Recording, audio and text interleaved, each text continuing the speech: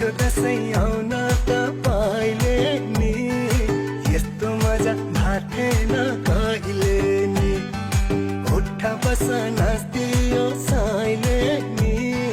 हल्का कमर भाँच्दैको मैले नि आउँथ्यो दसैँ आउन तपाईले नि यस्तो मजा भाथेन कहिले नि उठ बस नाच्दियो साइले नि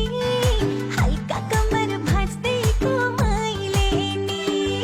सयपत्री फुल्यो है आकाशै खुल्यो है धान खेतमा झुल्यो है